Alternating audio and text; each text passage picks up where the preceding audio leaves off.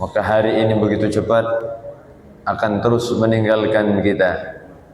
Karena waktu dalam hidup ini tidak akan pernah menunggu kita. Kita semua terus berjalan menuju batas waktu kita, itulah ajal kita. Maka alhamdulillah Allah masih mampukan kita untuk bisa mencicipi, menikmati suasana di bulan suci Ramadan dengan ibadah. Karena inilah keinginan terbesar orang sudah meninggal, mereka ingin hidup sehari saja di bulan Ramadan. Maka dikatakan oleh Imam Ibnu Jauzi, "Tallahi law qila li ahli al-qubur tamannau la tamannau yawman min Ramadan." Kalau diberi satu harapan, satu cita-cita, satu keinginan orang yang sudah meninggal dunia, mereka diberi satu harapan, maka mereka akan berharap supaya hidup satu hari saja di bulan Ramadan. Itu keinginan mereka. Dan kita masih Allah izinkan berjumpa dengan bulan Ramadan. Bukan karena kita yang hebat, bukan karena doa kita yang mustajab, tapi karena Allah yang pilih kita. Berapa banyak saudara, keluarga, kerabat, sahabat yang mungkin mereka sama berdoa dengan kita dari bulan Rajab, bulan Sya'ban, supaya dijumpakan dengan bulan suci Ramadan. Itu keinginan mereka. Namun Allah berkehendak lain. Ternyata ada yang lebih cepat dari keinginan, itulah ajal. Maka datang menghampiri, luar biasa. Maka kita semua Allah berikan kenikmatan bisa berjumpa dengan Ramadan. Ini adalah kebahagiaan luar biasa, waktu yang akan membuat kita insyaallah menjadi hamba yang beruntung dunia sampai akhirat. Amin ya rabbal alamin. Maka ayo sama-sama kita maksimalkan Ramadan ini. Pertama, dengan puasa sempurna. Ini target kita. Puasa kita tahun ini harus lebih baik dari puasa kita tahun kemarin. Harus lebih indah, harus lebih meningkat kebaikannya. Mungkin sama puasanya, namun kualitasnya berbeda. Kita meningkat, bukan hanya menahan lapar haus saja, tapi kita berusaha untuk menahan segalanya. Dari yang membatalkan pahala puasa, dari semua yang bisa merusak pahala puasa, kita jaga. Karena khamsun yuftirna shaim, ada 5 hal yang bisa membatalkan, menghilangkan pahala puasa. Yang pertama, al-kadzib, dusta. Masya Allah, ada orang berpuasa tapi dia masih suka berdusta. Naudzubillah. Man lam yada' qaula zur wal amal bih falaysa lillahi hajatun fi ayyada'a ta'amahu wa syarabahu. Kalau ada orang menahan lapar, menahan haus, berpuasa katanya, tapi tidak bisa meninggalkan ucapan dusta, perbuatan dusta, maka Allah tidak butuh dengan lapar dan hausnya. Maka kita berusaha, maka Ramadan kita, puasa kita meningkat, benar-benar menjaga puasa kita sempurna. Tidak ada sedikit pun kebohongan yang kita ucapkan, tidak ada dusta yang kita lafazkan, tidak ada perbuatan yang membuat kita akan merugi karena bisa menghilangkan pahala puasa kita. Yang kedua, al-ghibah, memberikan ghibah, membicarakan keburukan orang. Jadi puasa bukan hanya nahan lapar, tapi juga menahan membicarakan orang lain. Menahan dari berita-berita yang mungkin tidak benar. Terkadang kita asyik ketika membicarakan aib orang, kita tidak sadar bahwa yang kita bicarakan adalah aib saudara kita, aib orang lain, keburukan orang lain. Kalau mereka mendengar itu, mereka tidak suka. Maka hati-hati, ini dosa min kabair, termasuk dosa besar membicarakan keburukan orang. Ada orang kuat ibadah, ada orang banyak beramal saleh, tapi ada orang yang tidak kuat untuk menjauhi perbuatan maksiat. Ana tarkul maksiyah afdal min fi'li ta'ah. Meninggalkan maksiat itu lebih istimewa, lebih utama dari melakukan ketaatan. Kita kadang kuat, kalau mau sholat masih kuat, baca Quran masih bisa, zikir masih bisa, tapi kadang kita tidak kuat untuk melakukan keburukan. Masya Allah. kita terus melakukan kejahatan, kemaksiatan, bicarakan keburukan orang, dan kita tidak kuat untuk berhenti dari itu semua.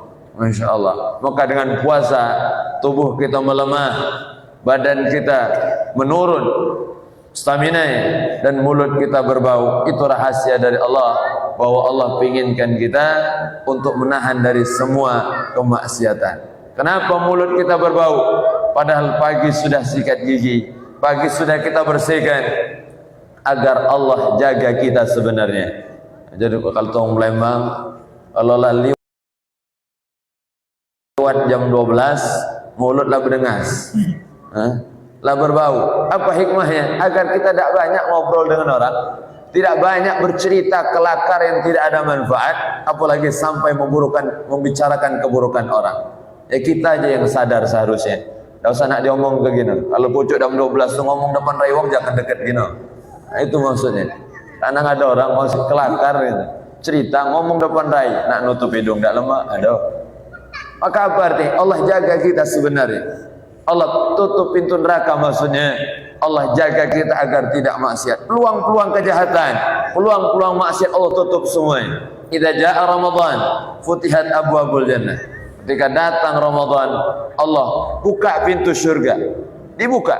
Wa ghulliqat abwabun nar, Allah tutup pintu neraka. Wa sufidati syayatin, Allah belenggu setan-setan.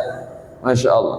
Tapi kenapa Ustaz terkadang kita masih saja maksiat, masih saja terkadang berbuat jahat, masih ada orang tidak puasa, masih ada orang tidak sholat, masih ada orang membicarakan keburukan orang, masih ada terkadang masih dengan aktivitas yang tidak bagus. Nah, maka dijawab oleh para ulama, karena kita ini ternyata banyak maksiat bukan karena bisikan setan. Setan itu hanya berbisik saja, hanya ngompor ya jawab kita. Maka kita berlindung wa min syarril waswasil khannas, dari waswas. Dia hanya berbisik aja. Tapi yang action, yang berbuat masih kita juga. Yang berbuat kita. Maka kata para ulama 3 sebabnya. Pertama, karena dalam diri kita ini ada an-nafsul khabithah. Nafsul khabith, nafsu yang jelek. Masya Allah. Nafsu yang jelek inilah yang kadang membuat kita masih terjerumus dalam maksiat. Dalam diri kita ada nafsu, nafsul amarah yang ngajak kita maksiat, ngajak kita jahat, ngajak kita berbuat yang tidak bagus. Nafsul amarah ini harus selalu kita lawan. Yang kedua ada nafsul lawamah, nafsu yang labil, tergantung siapa yang paling banyak ngajaknya. Kalau banyak ngajak kebaikan, banyak ngajak ketaatan, kawan-kawan banyak mengingatkan kita untuk melakukan ibadah, maka dia ibadah. Tapi kalau kawannya, kalau temannya, kalau sahabatnya ternyata banyak mengajak kepada kemaksiatan, dia ikut juga. Ini tergantung kawannya. Siapa yang paling banyak nariknya. Masya Allah. Ada kawan dengan orang baik itu memberikan pengaruh luar biasa. Berkawan dengan ahli masjid, ahli Quran, Masya Allah, mereka istimewa. Walaupun kita kadang anggap di dunia ini biasa. Apa dia berkawan dengan orang masjid, kawan dengan musola, kata untungnya. Kita nganggap kadang tidak ada manfaatnya. Padahal justru kawan sahabat yang bertemu di masjid, yang kita bangun atas dasar takwa, itulah sahabat yang akan menolong kita di akhirat nanti. Maka kata Imam Hasan Al-Basri, aktsiru minal asdiqai salih, perbanyak teman-teman orang yang soleh. Fa inna lahu syafa'ah yaumal qiyamah, karena mereka bisa memberikan pertolongan di hari kiamat. Masya Allah. Kawan sahabat yang soleh yang baik itu bisa nolong kita. Banyak syafaat nanti. Dan syafaat dari Nabi Muhammad, syafaat dari Quran, syafaat dari ulama, syafaat pertolongan dari orang-orang soleh. Masya Allah. Maka mudah-mudahan kita banyak ketemu dengan orang-orang baik, bertemu dengan pejabat, bertemu dengan konglomerat yang mungkin kita bangga dengan mereka di dunia. Kita membanggakan mereka. Oh, itu nah kawan aku, itu nah CS aku, oh itu nah kawan aku SD. Pejabat mungkin kita banggakan dia, tapi entahlah saat kita meninggal apakah dia masih ingat dengan kita atau tidak. Ketika kita meninggal, siapa yang datang ke rumah kita? Jamaah masjid. Yang ngurus jenazah kita, jamaah musalla. Yang menyolatkan kita, kawan-kawan kita yang tidak pernah kita pandang di dunia. ternyata mereka lah yang memberikan manfaat luar biasa. Maka jangan pernah remehkan, apalagi kalau berkawan dengan orang masjid ini, masya Allah, dia Ustaz, kawan orang masjid buntu kalau. Jangan. Kita bukan soal dunia, ini soal manfaat akhirat. Dan ketika kawan dengan orang baik, hati kita akan tertarik dengan kebaikan. Masya Allah, akan rindu dengan kebaikan. Berkawan, masya Allah. Yang ketiga, yang membuat kita kadang maksiat itu adalah karena kita masih punya adatul qabihah, masih ada adat-adat, kebiasaan-kebiasaan yang jelek. Kita masih punya kebiasaan yang jelek. Mungkin 11 bulan kita melakukan adat-adat kebiasaan yang tidak bagus, dan Ramadan masih kadang kita lanjutkan. Masya Allah, masih terus berlanjut. Sebabnya karena kebiasaan kita. Pertama, karena nafsu. Yang kedua, karena adat yang jelek. Yang ketiga, asyayatinul insani. Ada setan dalam bentuk manusia. Ada setan yang tidak kejingan, tidak gati. Kadang ada yang bentuk manusia. Ngajak kata, ayo, jadilah masjid terus. Bela aku nah sekali-kali. Kayak aku bayar ya, tenang weh. Sekali weh. Masya Allah, libur dulu waktu ke masjid. Masya Allah, ada. Ini setan-setan dalam bentuk manusia. Naudzubillah min dzalik. Maka setan itu sudah terikat, maka jangan pernah banyak kita nyalakan godaan setan. Setan sudah diada. Jadi yang paling berat itu sebenarnya melawan diri kita sendiri, melawan kita. Maka Nabi setelah perang Badar, di bulan Ramadan kan ada perang Badar. Nabi perang bersama sahabat 300 orang melawan 1000 orang. Berarti kurang lebih 1 orang melawan 3 dalam kondisi puasa.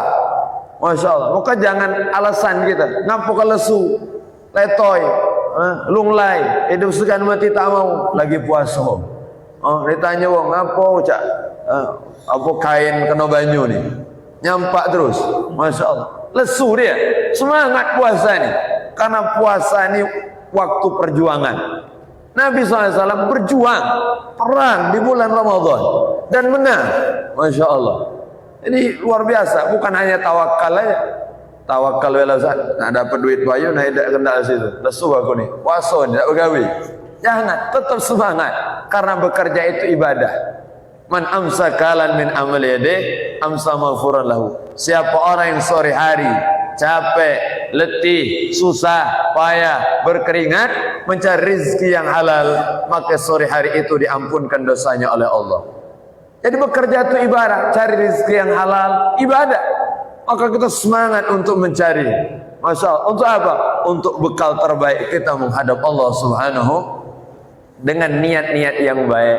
Jadi bekerja itu dengan niat yang baik, ya Allah, dapat rezeki supaya untuk makan, dengan makan ini supaya kuat ibadah, dapat rezeki supaya nanti bisa sedekah, dengan niat-niat yang baik. Niat penting.